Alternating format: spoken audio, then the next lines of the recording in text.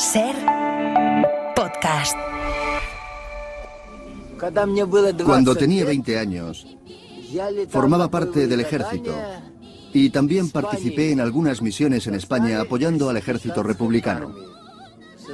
Para mí, tener la oportunidad de participar en la guerra era un sueño. Soy una romántica.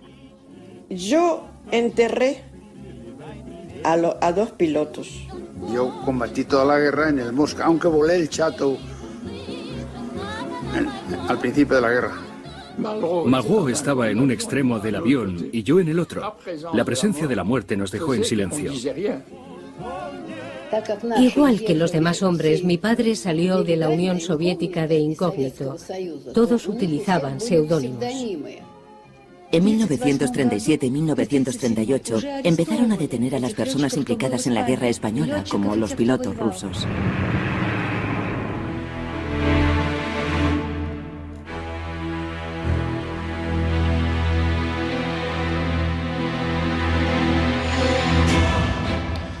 Escuchamos un fragmento de un documental de Canal Historia dedicado a la Guerra Civil Española, en donde escuchábamos la voz de varias personas que habían participado en la contienda, la guerra incivil, como a mí me gusta llamarla aquí en el programa, y no son españoles.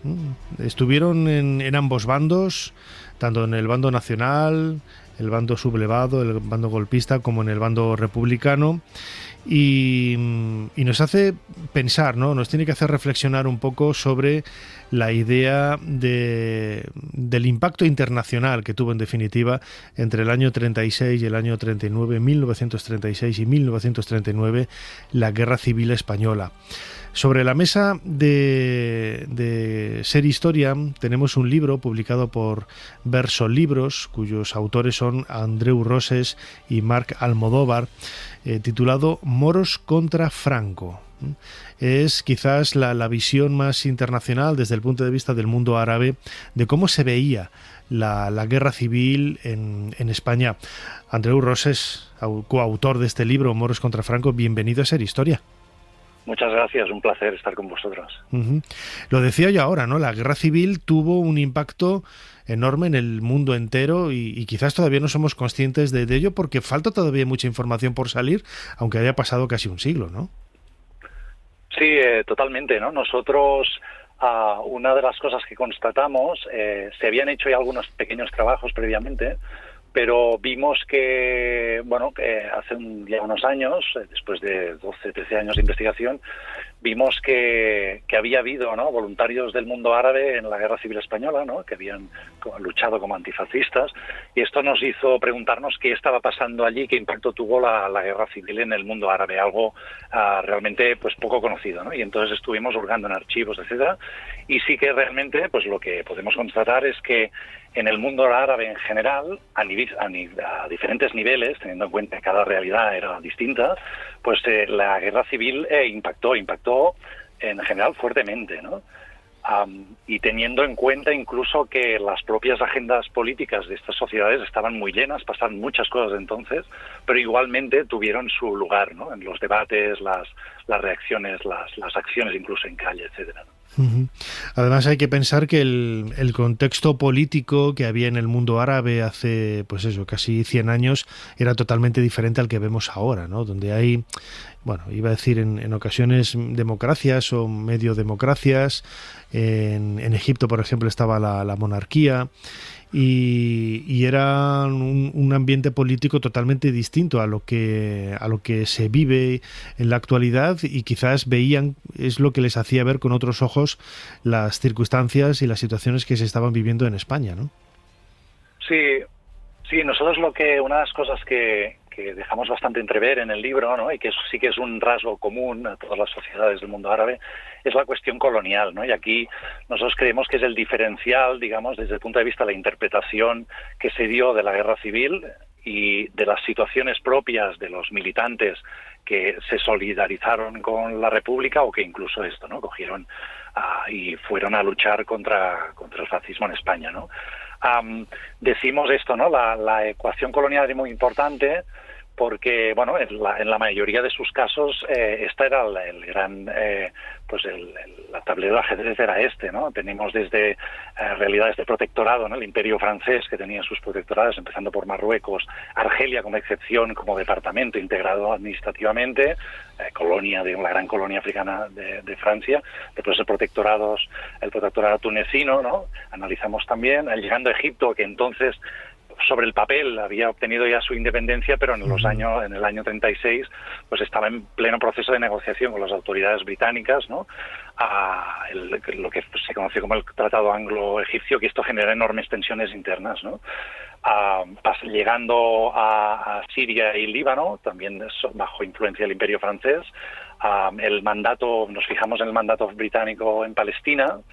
En Palestina, bajo control directo británico, en el 36 coinciden las mismas fechas, hasta el 39, que estalla la gran revuelta árabe contra el colonialismo y el sionismo, que es otro tema, y después Irak, ¿no? que también había conseguido formalmente su independencia en el 32, habiendo sido reconocido como nación-país en la Sociedad de Naciones, pero también a raíz de las tensiones con Gran Bretaña, etcétera, pues tendrá una realidad muy convulsa. Entonces, todos estos militantes, la gente que se solidariza principalmente izquierdas, con la República Española y que mueve ficha para vincularse con la guerra civil, pues tienen siempre sobre la mesa qué hacer con la cuestión colonial, ¿no? Esta lucha añadida, ¿no? Por otro lado, otro tema que también constatamos es que, a diferencia de lo que a menudo se ha dicho, que también es parte de realidad, es que el nacionalismo árabe, una gran parte del nacionalismo árabe, fue marcadamente antifascista en ese sentido. Se posicionó a favor de la República y también hizo interpretaciones sobre lo que estaba pasando en España en clave colonial, ¿no? Lo que el ejemplo España ejemplifica que si una república no cuida la cuestión colonial, pues puede verse amenazado por un fascismo que es igualmente imperialista, ¿no? Y esto, bueno, hay unos debates muy intensos alrededor de este tema, ¿no? Imagino que la información que llegara a estos lugares iba en cuentagotas, ¿no? En otras ocasiones hemos hablado también aquí en Ser Historia en la dificultad, ¿no? que había para dar a conocer las noticias que sucedían en el frente o incluso los propios fundamentos políticos o ideológicos que llevan a explotar, ¿no? En un conflicto bélico. ¿Cómo llegaban esas noticias al mundo árabe? Imagino que a través de periódicos, a través de agentes secretos, a través de viajeros. Sí, principalmente dependiendo del contexto, ¿no? Claro, no es lo mismo estar informándose sobre la Guerra Civil Española en Argelia, que es donde las reacciones fueron más intensas, la proximidad era mucho más, ¿no? También, bueno, era muy próximo, digamos, que estar en Irak, ¿no? Eran realidades muy distintas. Entonces sí que la prensa fue un elemento clave, ¿no? A la que te alejas, llegas a Irak, Egipto, encuentras más noticias que a veces describen pues la guerra civil de forma más distante y a veces equívoca, ¿no? A veces encontrás algunos artículos que confundían, ¿no? Que si Durruti, el líder comunista, que si no había confusión a veces.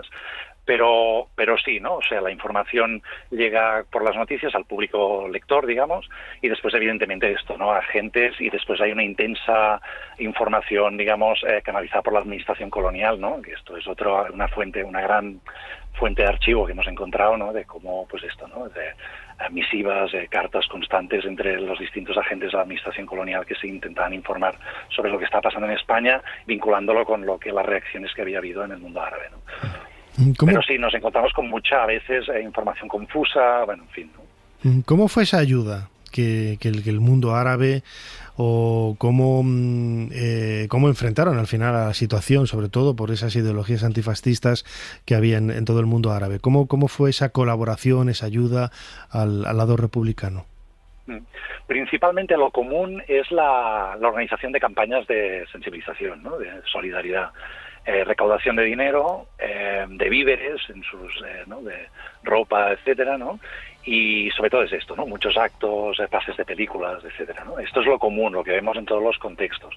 Sí que evidentemente, como decía, ¿no? Argelia fue donde las reacciones fueron más intensas, y aquí ya estamos hablando de un vaivén incluso de armas, de militantes, ¿no? que sobre todo desde el puerto de Orán, ¿no? Hay que recordar que desde finales, sobre todo del 19, en el oeste argelino, ¿no? En la comunidad de Orán, había un importantísimo contingente español, ¿no? Una comunidad muy asentada, y claro, esto explica las reacciones inmediatas que hubo, ¿no? Y las enseguida grandes campañas, manifestaciones de solidaridad.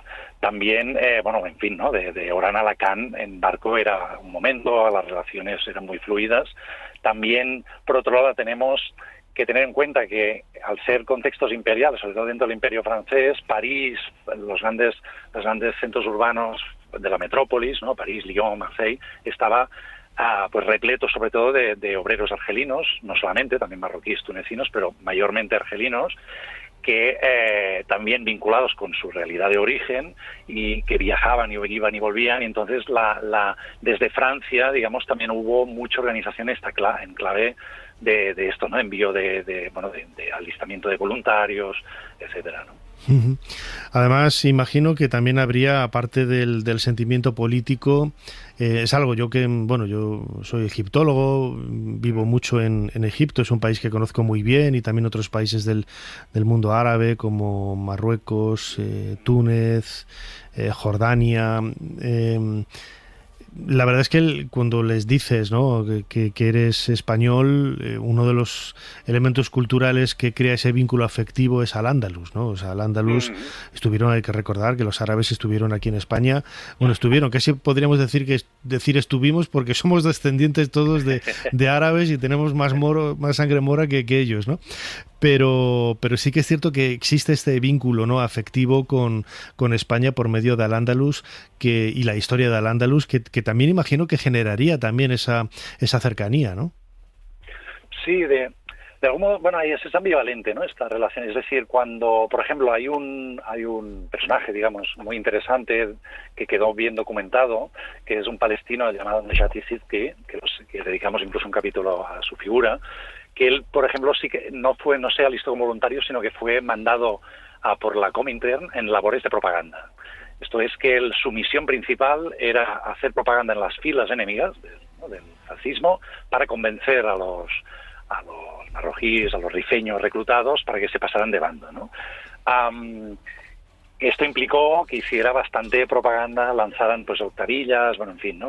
Se plantaron en el altavoz, se plantó con un altavoz en el frente, y un poco la interpelación que hacía era esta, ¿no? Os han engañado, hay una vinculación histórica, no se utilizaba también la cuestión del Al-Ándalus.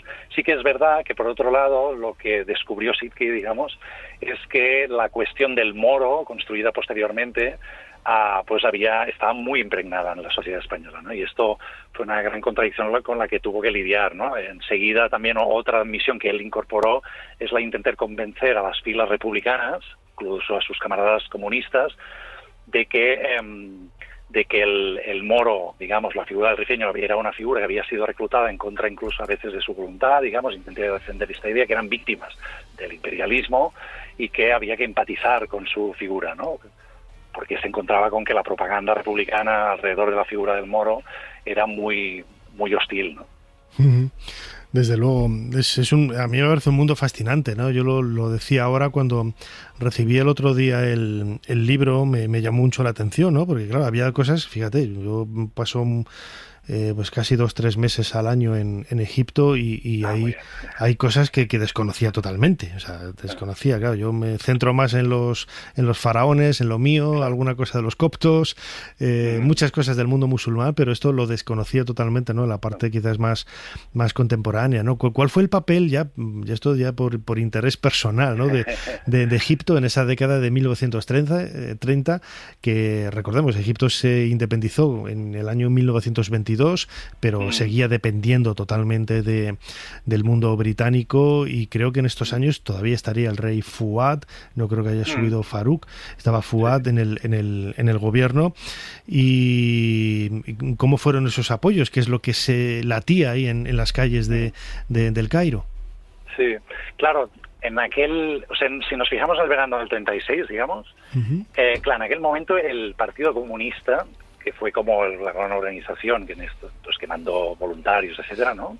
Que no solo, pero estaba muy desarticulado, muy debilitado, ¿no? Por una represión muy dura de herencia inglesa, ¿no? O sea, el Imperio inglés fue muy vigilante, ¿no? Con los movimientos comunistas en estas regiones y muy a veces rayando la obsesión, ¿no?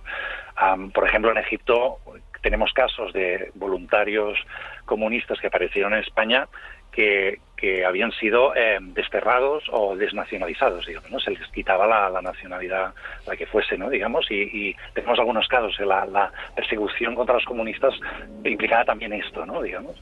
Claro, en el verano del 36, en términos generales, nos encontramos justamente que las fuerzas del bloque nacional, que están en el gobierno del WAFD, etcétera, están negociando con la administración británica los que se llamarían esto, ¿no? Los acuerdos anglo-egipcios, intentando hacer efectiva la independencia, porque desde el, como decías, ¿no? Desde el 21 hasta entonces había habido formalmente una independencia, pero el control económico y sobre algunas cuestiones claves de Egipto aún seguía estando en manos británicas, ¿no?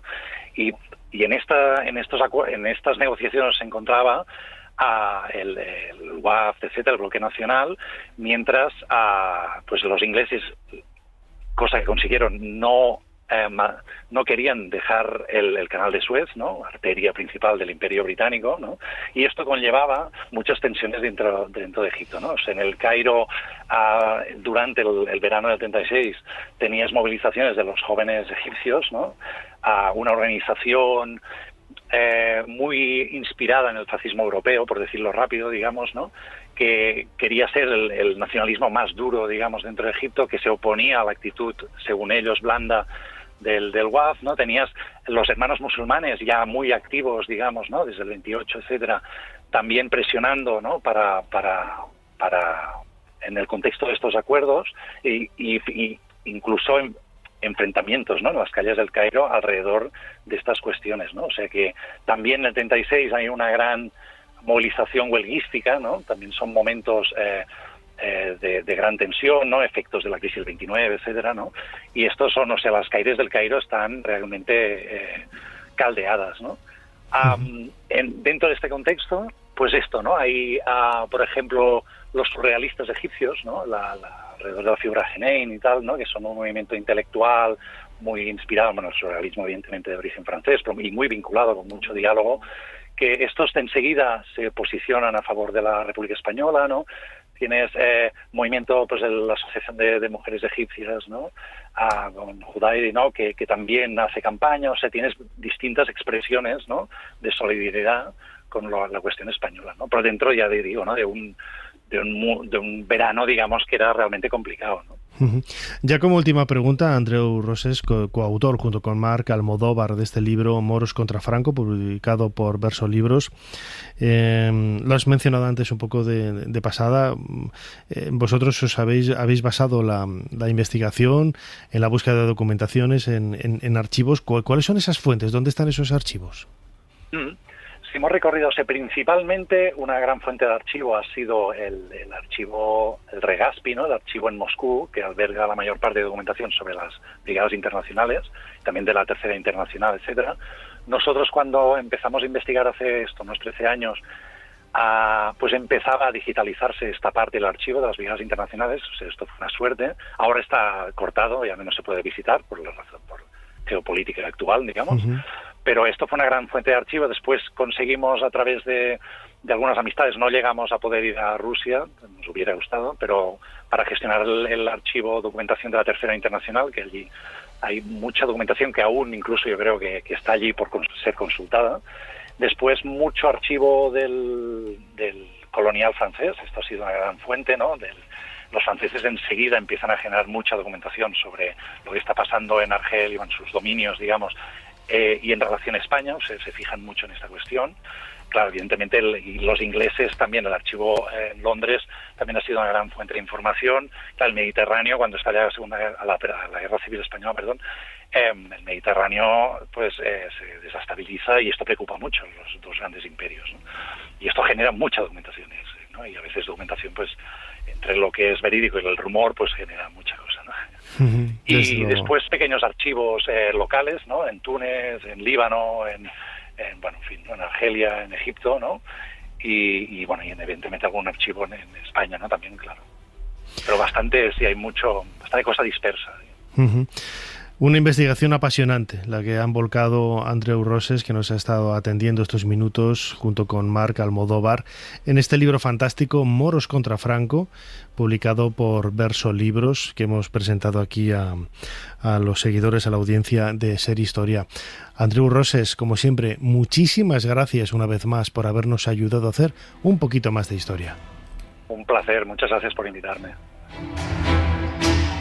Para no perderte ningún episodio, síguenos en la aplicación o la web de la SER, Podium Podcast o tu plataforma de audio favorita.